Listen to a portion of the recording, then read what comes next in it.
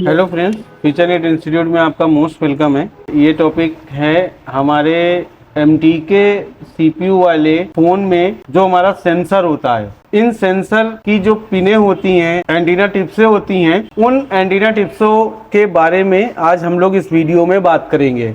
इन antenna टिप्सों के बारे में हम आपको ये बताएंगे कि ये जो एंटीना टिप्सें होती हैं, जिनको हम लोग बस ये समझ करके इग्नोर कर देते हैं कि ये टिप्सें हमारी एंटीना को कनेक्ट करने के लिए हैं, बाकी और इनका कोई काम नहीं है। और अगर ये पिनों में कोई दिक्कत आएगी तो सिर्फ हमारा एंटीना कनेक्ट नहीं होगा। जबकि आप ये मान लीजिए कि अगर इसकी जो भी इसके अंदर सिग्नल्स हैं या वोल्टेज की लाइनें हैं, अगर वो उन लाइनों में कोई भी फॉल्ट हुआ तो आप ये समझ लीजिए कि आपका फ़ोन डेड हो सकता है। आपका फ़ोन का सेंसर तो काम करना बंद ही कर देगा। दूसरी बात है, आपके फ़ोन के अंदर फेक चार्जिंग से रिलेटेड कई सारी प्रॉब्लम्स आ सकती हैं। बैटरी टेम्परेचर हाई की प्रॉब्लम आ सकती है, बैटरी टेम्परेचर लो की प्रॉब्लम आ सकती है, और charging error please contact after sale service की प्रॉब्लम आ सकती है। कुल मिलाकर के ये जो एंटीना की टिप्सें हैं, इनके ख़राब होने पर या इनकी लाइन में कोई प्रॉब्लम आने पर आपके मोबाइल के अंदर बहुत सारी प्रॉब्लम जनरेट हो सकती हैं। तो हम लोग अगर इनको ये सोच करके इग्नोर कर देंगे कि अरे ये अगर कोई दिक्कत आएगी तो हमारा सेंसर काम नहीं करेगा, तो आप ये समझिए कि फिर आप अपने फ़ोन को रिपेयर भी नहीं कर पाएंगे। इसलिए हम लोग आज के वीडियो में इन पिनों के काम के बारे में देखेंगे और हम आपको ये भी बताएंगे कि इसके अंदर कौन कौन सी पिनें होती हैं और उनका क्या क्या काम होता है। तो चलिए हम लोग स्टार्ट करते हैं।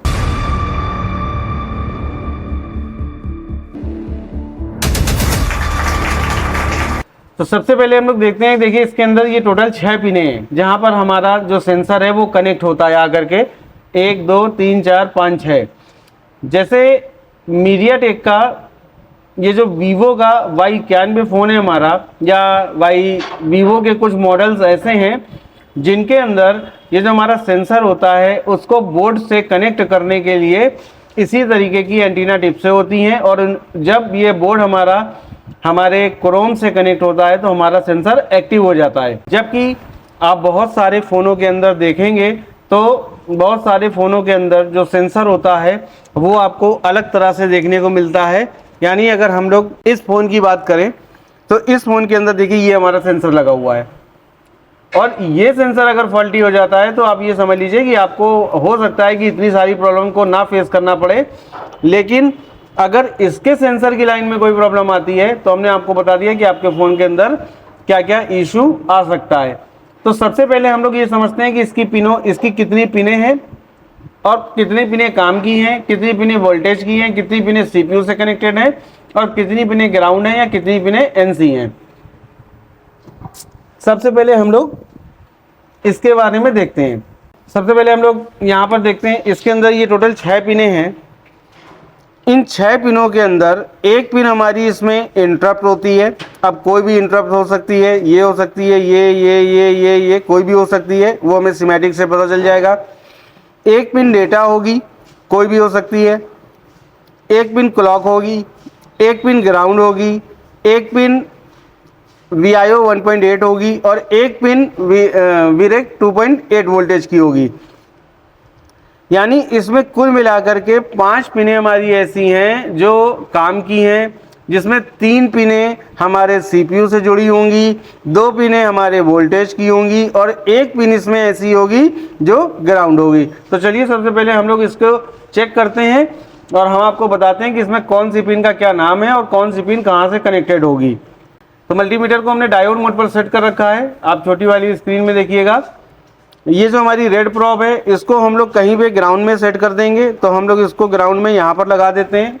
ये हमारी रेड प्रॉब ग्राउंड पे रख गई। और ब्लैक प्रॉब से हम इसकी 6 पिनों को चेक करते हैं। तो सबसे पहले हम इस पिन को चेक करते हैं, ये कितनी वैल्यू आ रही है या बीप आ रही है। तो देखिए इस वाली पिन पर जो हमें वैल्यू देखने को मिल रही है वो है 861 के आसपास। तो ये जो हमारी 861 वाली पिन है ये इंटरप्ट की पिन होती है। ये पिन देखते हैं कितनी वैल्यू आ रही है, ये देखिए 536 के आसपास इस पर वैल्यू आ रही है। और ये पिन पर देखते हैं कितनी आ रही है, 491। तो ये जो दोनों पिनें हैं इनमें से एक पिन डेटा की है, एक पिन क्लॉक की है, क्योंकि डेटा और क्लॉक वाली जो पिन होती है उस पर ज़्यादातर फ़ोनों के अंदर अगर आप GR देखेंगे तो आपको 500 या 510, 515, 520 ऐसे आपको वैल्यू देखने को मिलती है। एक पिन ये वाली देखते हैं, ये क्या है, तो देखिए ये पिन हमारी ग्राउंड से बीप कर रही है, तो इसका मतलब है ये पिन हमारी GND हो गई। अब इस पिन पर देखते हैं कितनी वैल्यू आ रही है। देखिए ये पिन, इस पिन पर 344 के आसपास वैल्यू आ रही है। ये पिन हमारी वोल्टेज की पिन है और ये पिन जो हमारी है ये VIO 1.8 वोल्टेज की है। इस पिन पर देखते हैं कितनी GR वैल्यू आ रही है। इस पिन पर देखिए कोई GR वैल्यू नहीं आ रही है और इस पिन पर GR वैल्यू ना आने का हम कारण भी अभी आपको बताते हैं कि क्यों इस पर वैल्यू नहीं आ रही है।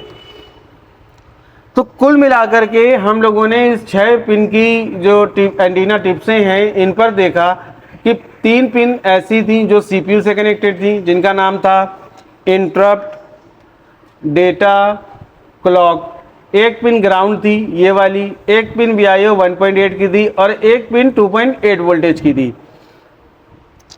तो इसमें हमने देखा कि 4 पिन हमारी ऐसी थी जिस पर हमें वैल्यू मिली, एक पिन ग्राउंड से बीप मिली और एक पिन हमारी कोई भी वैल्यू नहीं मिली। तो जिस पिन पर हमें 2.8 वाली लाइन पर वैल्यू नहीं मिली है उसका कारण ये है कि इस फ़ोन के अंदर पावर IC बाहर निकली हुई है। तो हम आपको पहले दिखा देते हैं कि देखिए पावर IC बाहर है या नहीं है। ये देखिए ये हमारी पावर IC है और इस पावर IC को हमने बाहर निकाल रखा है। जैसे ही हम पावर IC यहाँ पर लगाएंगे तो यहाँ पर क्या होगा, जो हमारी GR वैल्यू है वो यहाँ पे आ जाएगी। अब जैसे बहुत सारे लोग ऐसे होंगे जो कहेंगे कि भाई ये VIO जो 1.8 वोल्ट की लाइन है ये भी तो पावर से आती है, तो इस पर क्यों GR वैल्यू आ रही है। तो देखिए अगर ये वाली जो पिन है हमारी या ये जो VIO 1.8 वोल्ट की लाइन है अगर ये भी पावर से कनेक्ट होती तो इस पर कोई भी GR वैल्यू नहीं आती। लेकिन इस पर्टिकुलर मॉडल के अंदर क्या करा गया है, इस VIO 1.8 वोल्ट की लाइन को अलग से एक LDO लगा करके बनाया गया है, जो LDO इसके अंदर है। ये जो हम लोग शील्ड देख रहे हैं इस शील्ड के अंदर हमारा LDO लगा हुआ है और इस LDO से ये VIO 1.8 वोल्ट की लाइन जुड़ी हुई है, इसलिए यहाँ पर हमें GR देखने को मिल रहा है।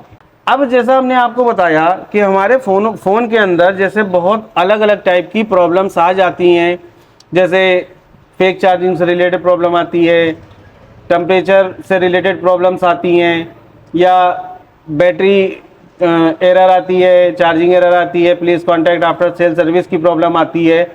ये प्रॉब्लम ऐसे मॉडलों के अंदर जिनके अंदर ये जो सेंसर को कनेक्ट करने के लिए अलग से एंटीना की पिनें होती हैं, इन पिनों में ये जो VIO 1.8 वोल्ट की लाइन है और ये जो 2.8 वोल्ट की लाइन है, ये दोनों लाइनें आपस में शॉर्ट हो जाने की वजह से आती है ज़्यादातर फ़ोनों के अंदर। यानी अगर हम लोग इन ऐसे फ़ोनों के अंदर VIO 1.8 वोल्ट की लाइन और ये जो VREC 2.8 वोल्ट की लाइन है इसको जब चेक करेंगे तो हम लोगों को इन दोनों पिनों पर 2.8 या 1.8 के आसपास वोल्टेज मिलते हैं, क्योंकि दोनों पिनें आपस में शॉर्ट हो जाती हैं। जबकि होता क्या है, एक पिन पर 1.8 आना चाहिए, एक पिन पर 2.8 आना चाहिए, लेकिन शॉर्टिंग होने पर ये दोनों पिनें एक हो जाती हैं, जिसकी वजह से हमारे फ़ोन के अंदर चार्जिंग से रिलेटेड कोई भी इशू आ सकता है, टेम्परेचर से रिलेटेड कोई भी इशू आ सकता है। क्यों आता है इसका भी कारण आप समझ लीजिए। देखिए क्या होता है, हमारे फ़ोन के अंदर कोई भी फ़ोन होता है, इन फ़ोनों के अंदर एक वोल्टेज की लाइन होती है 1.8 वोल्ट की। ये लाइन ऐसी होती है जो हमारे मोबाइल के मोस्टली सेक्शंस के अंदर आपको देखने को मिलती है और ये लाइन हमारी वहाँ सब जगहों पे जाती है।